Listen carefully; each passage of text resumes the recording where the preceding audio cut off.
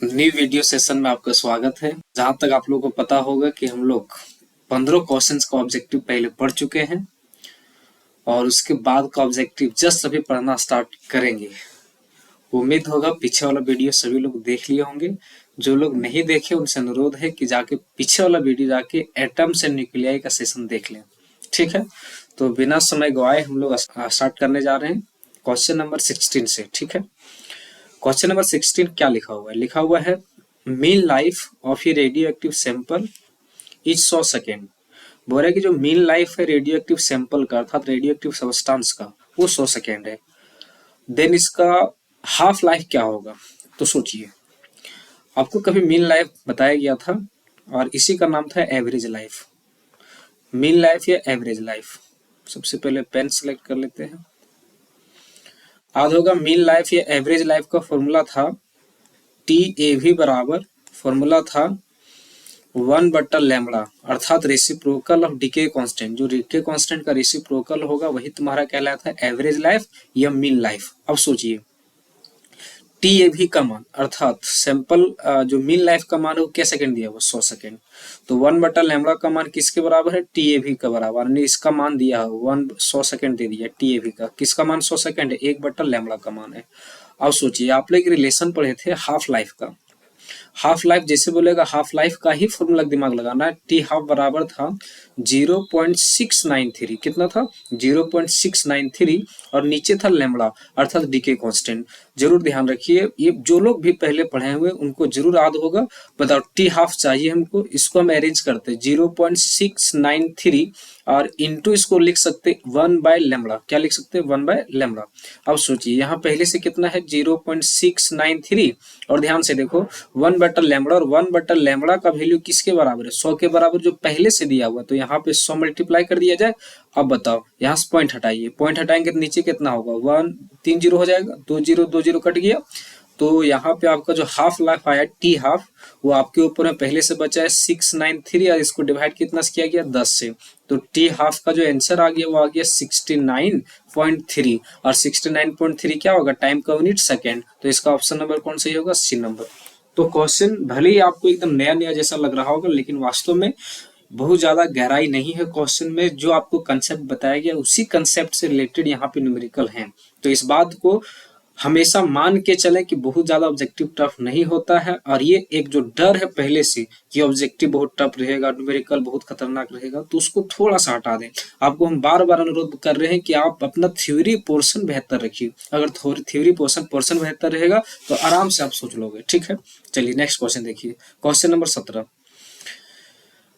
Question number 17 है radium 88-226। ये question पिछले वाले वीडियो से रिपीट हुआ। इसका ऑप्शन नंबर कौन सही था? बी नंबर सही था। ठीक है, चलिए नेक्स्ट क्वेश्चन देखिए। क्वेश्चन नंबर 18 लिखा the force which causes a scattering of alpha particle in the Rutherford alpha particle scattering experiment. आपको सबसे पहले पता होना चाहिए रदरफोर्ड अल्फा स्कैटरिंग एक्सपेरिमेंट। उस एक्सपेरिमेंट में एक गोल्ड फॉइल का एक एटम लिया गया था। याद होगा एटम था और इस प्रकार से ये तुम्हारे एटम का साइज हो गया, न्यूक्लियस हो गया। जब रदरफोर्ड ने एकदम बीच से अल्फा पार्टिकल को भेजा तो अपने ही पाथ में ये डेविएट हो गया, रिटर्न आ गया। लेकिन जब उसके न्यूक्लियस के करीब से गुजारा था तो थोड़ा सा ये डेविएट हो गया था और इधर से भी देखा जाए तो इधर से भी डेविएट हो गया था। अब रदरफोर्ड दिमाग लगाया कि वाई ये डेविएशन यहाँ क्यों शो कर रहा है, स्कैटर्ड क्यों हो गया, ये सीधा क्यों नहीं इधर क्यों गया। तो उसके दिमाग में एक जहन में एक सोच आया कि जो अल्फा पार्टिकल वो अपने आप में किस नेचर का? पॉजिटिव नेचर का। तो कहीं कहीं ना कहीं न्यूक्लियस में भी कौन नेचर का चार्ज होगा? पॉजिटिव। और यहाँ पॉजिटिव और यहाँ पॉजिटिव दोनों एक दूसरे को रिपेल किया। और अगर चार्ज अगर रिपल्सन शो कर रहा है तो चार्ज का रिपल्सन का संबंध मतलब इलेक्ट्रोस्टैटिक फोर्स। और इलेक्ट्रोस्टैटिक फोर्स के बारे में कौन बताया था? ग्रेविटेशनल फोर्स है कि कूलॉम फोर्स है? Coulomb force. इलेक्ट्रोस्टैटिक फोर्स का दूसरा नाम क्या है? Coulomb force. ठीक है, तो क्वेश्चन एकदम बढ़िया से देख लेना फिर आपसे आराम से बनेगा। ठीक है, क्वेश्चन नंबर 19 देखिए। If a radioactive atom, यहाँ पे मिस्टेक हुआ लेकिन आपको ध्यान रखना है, if a radioactive atom emits a beta particle then its atomic mass. सोचिए अभी आपको अल्फा बीटा गामा बताए थे। अगर बीटा पार्टिकल का निकलने का बात करें, इमिट्स मतलब क्या होता है? निकल रहा है। कौन सा पार्टिकल निकल रहा है? बीटा।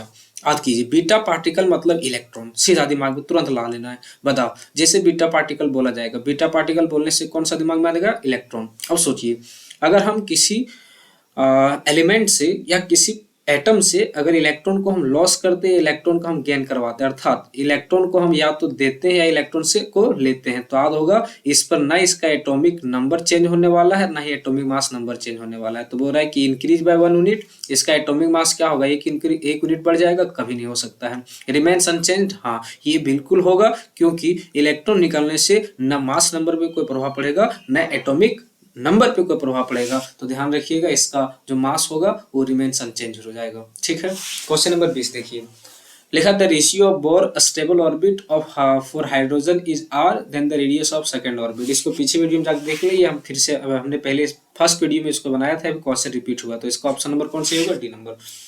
तो नेक्स्ट क्वेश्चन देखिए, इसमें क्वेश्चन नंबरिंग मिस्टेक हुआ है, 20 हो गया तो इसको 30 मान लीजिए।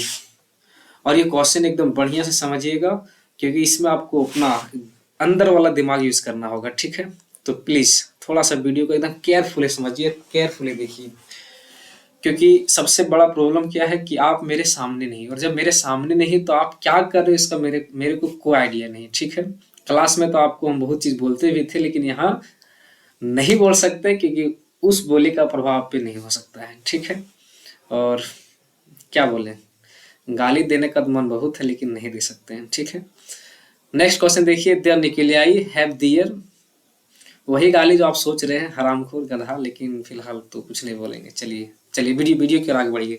लिखा हुआ the nuclei have their mass number in the ratio of 1:3, the ratio of their nuclear densities would be. बोल रहा है कि जो मास नंबर का रेशियो दिया हुआ है, किसका नंबर, मास नंबर का रेशियो, वो 1 और 3 दिया हुआ है, तो इसका न्यूक्लियर डेंसिटी का रेशियो क्या होगा। तो इसके लिए आपको थोड़ा सा ध्यान से तकना होगा और समझना होगा। ठीक है, चलिए तो इसको बनाना हम लोग स्टार्ट करते हैं। तो मास नंबर, आधो का मास नंबर को हम लोग डिनोट किससे करते हैं, ये से। अब 2 है तो एक को हम A1 मान लेते हैं, दूसरा को क्या मान लेते हैं, A2। A1 का मान कितना दिया है 1, और A2 का मान कितना दिया है 3। अब सोचिए, वॉल्यूम का जो फॉर्मूला होता है, डेंसिटी का फॉर्मूला, रो बराबर, याद करो, रो बराबर मास बटा वॉल्यूम होता है फॉर्मूला। अब दिमाग लगाइए, यहाँ मास जो होगा वो वास्तव में एटॉमिक मास होगा, और एटॉमिक मास को m न मान के हमको ये मानना होगा, पहली बात। दूसरी बात, वॉल्यूम जो है वो याद होगा आपको एक स्फेयर के रूप में काम करता है। स्फेयर का जो वॉल्यूम का फॉर्मूला होता है 4/3, और यहाँ होता है पाई, और यहाँ r, और यहाँ क्या होता है q। अब देखिए आगे का सोल्यूशन। अब अगर सॉल्व करेंगे इसको तो थोड़ा सा देखिए, आप लोग एक फॉर्मूला पढ़े होंगे साइज ऑफ न्यूक्लियस। तो साइज ऑफ न्यूक्लियस का फॉर्मूला था R बराबर R नॉट, R बराबर R नॉट, और यहाँ था 1 का पावर 1/3। अब बताओ 2 है तो एक को हम लोग R1 मान लेते हैं, दूसरा को R2, और जब ऐसा होगा तो यहाँ डिवाइड करेंगे। बताओ कांस्टेंट दोनों में सेम होगा तो ये R नॉट हो जाएगा, यहाँ A1 हो जाएगा, और यहाँ पे आपका A2 हो जाएगा, इसका पावर हो जाएगा 1/3। अब इसको सॉल्व कीजिए, बताइए यहाँ पहले से कौन है R1, नीचे में कौन है R2। अब इसको जब सॉल्व करेंगे तो यहाँ R0 और R0 ये दोनों कट जाएगा। अब बताओ A1 का मान कितना है, A1 का मान 1 है, और 1 का पावर 1/3 ऐसे हो जाएगा। अब बताओ नीचे A2 का मान कितना है 3, तो 3 का पावर 1/3। तो सोचिए 1 का पावर 1/3 तो इस 1 रह जाएगा, लेकिन ये वाला वैल्यू 3 का पावर 1/3 रहेगा। अब इसमें कोई बदलाव नहीं करना है। ठीक, अब डेंसिटी सॉल्व कीजिए, डेंसिटी का रेशियो निकालेंगे, अर्थात del1 और नीचे लिखेंगे del2। थोड़ा इसमें भी दिमाग लगाना बढ़िया से। बताओ del1 के स्थान पे क्या हो जाएगा, ये और ये 1 हो जाएगा, और नीचे क्या होगा 4/3, और यहाँ होगा पाई, यहाँ होगा R1, और यहाँ Q हो जाएगा। अब सोचिए डिवाइड नीचे साइन देंगे फिर से। अब यहाँ A1 के जगह क्या होगा A2, और नीचे हो जाएगा 4/3, और यहाँ होगा पाई, यहाँ होगा R2, और यहाँ हो जाएगा Q। सोचिए ये 4/3 दोनों में कट जाएगा। अब यहाँ पे ऊपर में आपको del1 लिखना है, नीचे में del2 लिखना है, बराबर का साइन दीजिए। बताइए सबसे ऊपर में कौन है A1, और ये R2 का Q सबसे लास्ट वाला सबसे फर्स्ट में चल जाएगा, तो सबसे फर्स्ट में जाएगा तो यहाँ क्या होगा R2 का Q, और नीचे डिवाइड करेंगे तो पहले से यहाँ है R1 का Q, और इंटू यहाँ क्या हो जाएगा A2। अब दिमाग लगाइए, A1 का मान कितना दिया हुआ, यहाँ पे देखिए A1 का मान कितना दिया 1, तो ऊपर में 1 हो गया। अब यहाँ देखो R2 का मान हमने इतना निकाला है, तो R2 का मान हो जाएगा 3 का पावर 1/3 जो पहले से था, और इसका पावर कितना हो गया 3। अब यहाँ पे डिवाइड का साइन दीजिए। बताइए R1 का मान कितना, R1 का मान है 1, तो 1 का क्यूब होगा तो कोई फर्क नहीं पड़ेगा। A2 का मान देखिए यहाँ पे A2 का मान कितना है 2, तो यहाँ पे आप रख दीजिए, सॉरी 3, तो यहाँ पे 3 रख दीजिए। अब सॉल्व कीजिए, ऊपर में डेल 1 है, नीचे में डेल 2 है। अब यहाँ पे जब इसको सॉल्व करेंगे तो ये जब मल्टीप्लाई होगा तो 3 3 कट जाएगा, तो ऊपर में सिर्फ बच 3 और 3 गुना 1 3 और नीचे भी 3 गुना 1 3। अब ये और ये कट गया, बता ऊपर में बच गया 1 और नीचे भी बच गया 1, तो रेशियो कितना आएगा 1:1। तो इसका सही ऑप्शन कौन होगा, बी नंबर। तो क्वेश्चन भले ही कॉम्प्लेक्स है, लेकिन अगर थोड़ा आप केयरफुली बनाओगे, एक दो बार अगर समझ लोगे तो ये बहुत आसान होगा। ठीक, ऐसा क्वेश्चन ना के बराबर देखने को मिलेगा, लेकिन जब सेट में क्वेश्चन है, प्रीवियस में पूछा हुआ है, तो इसको बताना मेरा दायित्व था, इसलिए बता दिए। ठीक है, अगर आपको नहीं समझ में तो वीडियो को स्लो कर लीजिएगा, इसको थोड़ा और बढ़िया से देख लीजिएगा 2-3 बार, आपको डेफिनेटली बहुत बढ़िया समझ में आएगा। ठीक है, चलिए नेक्स्ट क्वेश्चन देखिए। नेक्स्ट क्वेश्चन है the size of an atom is. जो साइज ऑफ एटम होगा वो क्या होता है, तो इसके बारे में आपको पता होना चाहिए। आपको दो वैल्यू बताया गया था, एक फर्मी और एक बताया गया था एंगस्ट्रम। क्या बताया गया था, एंगस्ट्रम। दो वर्ड बताया था, एक फर्मी और दूसरा एंगस्ट्रम। फर्मी किसका साइज होता है, न्यूक्लियस का साइज होता है, और एंगस्ट्रम किसका साइज होता है, एटम का साइज होता है। याद होगा फर्मी का जो वैल्यू होता है 10⁻⁻15 मीटर होता है, अर्थात वो न्यूक्लियस का साइज है, और एटम का साइज होता है 10⁻−10 अर्थात एक एंगस्ट्रम के बराबर होता है, और ये होता है आपका मीटर में। किस में होता है, मीटर। तो इसमें आपका एटम का साइज पूछा, तो एटम का साइज होगा 10⁻−10 मीटर। ठीक है, तो सिंपल है, एक ऊपर से क्वेश्चन है, ज्यादा टेंशन है नहीं, आराम से बनाइएगा, बन जाएगा। चलिए नेक्स्ट क्वेश्चन देखिए। The force which causes scattering of alpha particles in the Rutherford alpha scattering experiment. बोल रहा है कि the force which causes scattering, ये भी क्वेश्चन रिपीट हुआ है, तो याद होगा जो अल्फा पार्टिकल में जो स्कैटर्ड हुआ, वास्तव में यहाँ पे प्लस चार्ज होने के कारण रिपल्सन हुआ, रिपल्सन के लिए कौन जिम्मेदार है, कूलॉम फोर्स। चलिए नेक्स्ट देखिए 23 number question. The dimension formula Rydberg constant. कौन सा कांस्टेंट, रेडबर्ग कांस्टेंट। अब रेडबर्ग कांस्टेंट का डायमेंशन वही निकाल पाएंगे जो रेडबर्ग कांस्टेंट का या तो वैल्यू जानते हैं या तो यूनिट जानते हैं। आप वैल्यू याद रख लो, तो वैल्यू कितना होता है रेडबर्ग कांस्टेंट का, 1.097 इंटू 10⁻⁷, और ध्यान रखना पर मीटर। कौन मीटर, पर मीटर। पर मीटर मतलब लेंथ, और लेंथ का डायमेंशन क्या होता है, एल, और यहाँ -1 है तो एल का पावर -1। बताइए मास है क्या कहीं पे, नहीं, तो मास के स्थान पे क्या रखेंगे, 0। एल है क्या, जी हाँ बिल्कुल है, तो एल का पावर -1, और टी है क्या, नहीं, तो टी का पावर 0। बताओ इसमें से आपका कौन सा ऑप्शन करेक्ट हो रहा है, लगता है ऑप्शन नंबर ये ही करेक्ट हो रहा है, यही आपका सही आंसर है। तो क्वेश्चन बहुत आसान है, बस बढ़िया सोचिए, बन जाएगा आपसे। नेक्स्ट क्वेश्चन देखिए। नेक्स्ट क्वेश्चन है X-ray are made of. X-ray जो है वो किससे बना होता है, तो यहाँ लिखा है ऑप्शन नंबर ये में पॉजिटिवली चार्ज पार्टिकल। अगर पॉजिटिवली चार्ज पार्टिकल बोलेगा दैट इज प्रोटॉन, तो ये गलत बात है। Negatively charge particle from neutron, नहीं, फ्रॉम इलेक्ट्रोमैग्नेटिक वेव, बिल्कुल सही है, इलेक्ट्रोमैग्नेटिक वेव से बना है। क्यों बना है, क्योंकि आप लोग जब पढ़े थे इलेक्ट्रोमैग्नेटिक वेव, 7 इलेक्ट्रोमैग्नेटिक वेव में एक आपका एक्सरे था, और एक्सरे आपका कौन सा वेव है, इलेक्ट्रोमैग्नेटिक वेव है, ना ही ये प्रोटॉन है ना ही ये इलेक्ट्रॉन है, तो इसमें ज्यादा आपको सोचना और विचार करने की जरूरत नहीं है। चलिए नेक्स्ट क्वेश्चन देखिए 25 number. Which of the following series of hydrogen spectrum lies in ultraviolet range? इसमें से कौन सा रेंज है जो अल्ट्रावायलेट रेंज में, तो फर्स्ट वीडियो में आपको हम डीप में समझा दिए थे। तो अल्ट्रावायलेट के लिए कौन लाइक करता है, सबसे फर्स्ट वाला, तो सबसे फर्स्ट वाला कौन है, लाइमन सीरीज। तो लाइमन सीरीज हो गया। आद होगा बाल्मर जो लाइक करता है विजिबल में, और पासन ब्रैकेट परफ्यूम जो हो गया वो सारा लाइक करता है इंफ्रारेड में, तो इसका सही ऑप्शन कौन होगा, लाइमन सीरीज। चलिए नेक्स्ट क्वेश्चन देखिए, question number 26। Electron volt measure. बताइए इलेक्ट्रॉन वोल्ट क्या नापता है, चार्ज नापता है, जी नहीं बिल्कुल नहीं। पोटेंशियल एनर्जी नापता है, और यहाँ पे है करंट, और करंट को तो नहीं नापता है। एनर्जी, हाँ देखिए यहाँ भी एनर्जी यहाँ भी एनर्जी, तो दो सही होने के दोनों हो सकता है, बट यहाँ इलेक्ट्रॉन वोल्ट ज्यादा सटीक होगा पोटेंशियल के लिए, क्योंकि पोटेंशियल का यूनिट वोल्ट होता है एनर्जी का। तो अगर इलेक्ट्रॉन वोल्ट आएगा तो वास्तव में अच्छा सबसे बेहतरीन सूट करेगा पोटेंशियल एनर्जी को। ठीक है, क्वेश्चन नंबर 27 क्या लिखा हुआ है, लिखा हुआ है nucleus of an atom consist of. जो न्यूक्लियस होता है किसी एटम का, उसमें क्या होता है, तो ये बहुत ही सिंपल क्वेश्चन है जो सबको पता है कि न्यूक्लियस में क्या क्या होता है। एक प्रोटॉन होता है, और साथ में प्रोटॉन के साथ साथ न्यूट्रॉन, प्रोटॉन के साथ साथ न्यूट्रॉन। तो प्रोटॉन और न्यूट्रॉन किस में दिख रहा है आपको, ऑप्शन नंबर बी में। सिर्फ प्रोटॉन नहीं हो सकता है, अल्फा पार्टिकल को मतलब ही नहीं, दूर दूर से प्रोटॉन नहीं हो सकता, इलेक्ट्रॉन तो हो ही नहीं सकता है। चलिए नेक्स्ट क्वेश्चन देखिए। नेक्स्ट क्वेश्चन लिखा हुआ है the unit of Rydberg constant, अभी आपको जस्ट बताए थे रेडबर्ग कांस्टेंट अर्थात आर का वैल्यू, तो आर का वैल्यू कितना होता है 1.097 और गुना 10 के पावर 7 और यहाँ पर मीटर, तो इसका यूनिट पूछा है तो यूनिट क्या होगा पर मीटर। ध्यान रखिएगा ये क्वेश्चन पहले भी था, एक बार फिर आ गया तो फिर से रिविजन हो गया। चलिए नेक्स्ट क्वेश्चन देखिए। आगे का क्वेश्चन है आपके पास क्वेश्चन नंबर 29, लिखा था atomic mass number and mass number of his sample of atoms are a. बोल रहा atomic number, atomic mass number, तो एटॉमिक मास नंबर को ये माना गया और मास नंबर को माना गया Z respectively the number of neutron in its atom. थोड़ा सा यहाँ क्वेश्चन एरर है, यहाँ एटॉमिक मास नंबर ये सही है लेकिन यहाँ मास नंबर नहीं, यहाँ एटॉमिक नंबर होना चाहिए। कौन सा नंबर? Atomic number. तो एटॉमिक मास को हम लोग डिनोट किससे करते हैं? ये से। तो सबसे पहले आप बताइए किसी भी एलिमेंट को डिनोट किससे करते हैं? एक्स से। नीचे कौन होता है? एटॉमिक नंबर होता है। नीचे ऊपर कौन होता है? Atomic mass number. ये अगर एटॉमिक नंबर है, ये एटॉमिक मास नंबर है, तो आपसे पूछा है नंबर ऑफ न्यूट्रॉन, तो एकदम सिंपल सा बात है कि न्यूट्रॉन अगर निकालना है तो हम इसमें इसको घटा देंगे। तो सबसे पहले सोचो बड़ा कौन होता है? Atomic mass number. छोटा कौन होता है? जेड। तो ए में किसको घटाना है? जेड को। तो ये फॉर्मूला हो जाएगा। तो बताओ ऑप्शन नंबर किसमें मिल रहा है? मिल रहा है। चलिए नेक्स्ट क्वेश्चन देखिए। Which of the following is not present in hydrogen atom. इसमें से कौन है जो हाइड्रोजन एटम में प्रेजेंट नहीं होता है? तो बताइए।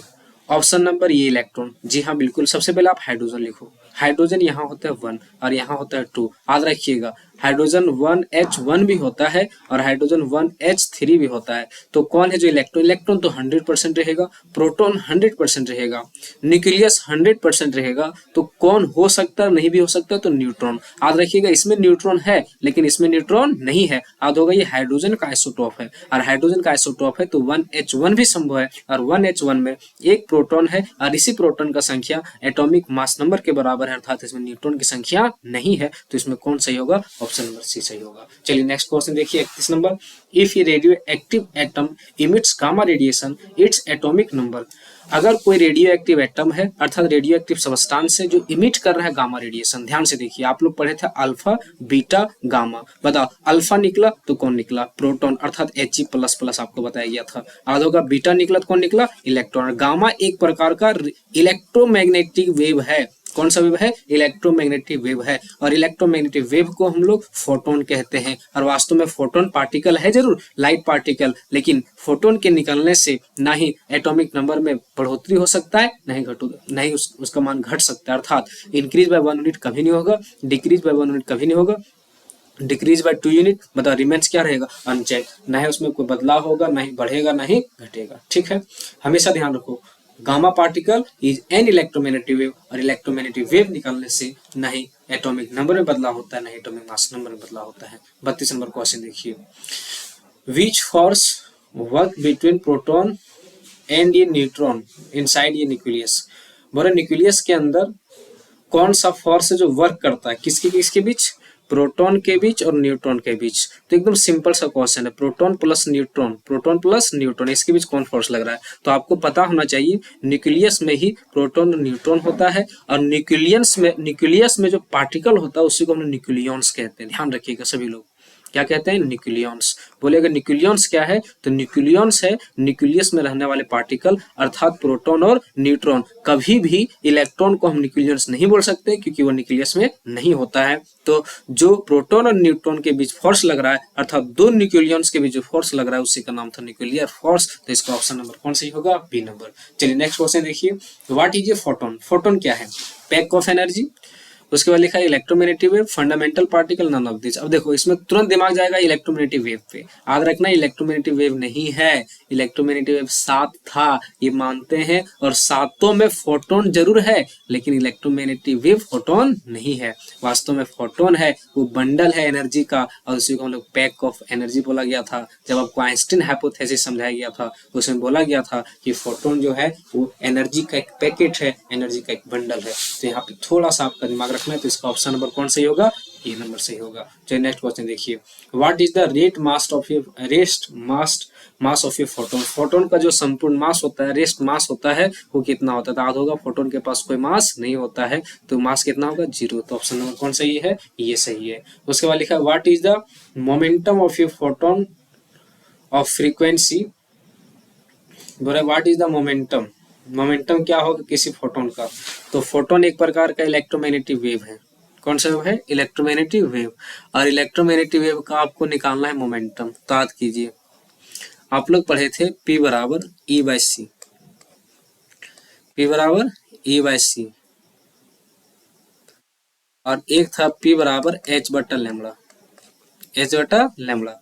आप सोचिए, यहाँ पे लैम्बडा उम्बडा कहीं दिया नहीं ऑप्शन में, तो इसमें लगाइए P बराबर E बाई सी, और एनर्जी का फॉर्मूला क्या होता है? H न्यू, और नीचे पहले से क्या है? C, नीचे कौन है? C, तो इसमें कोई मिल रहा है?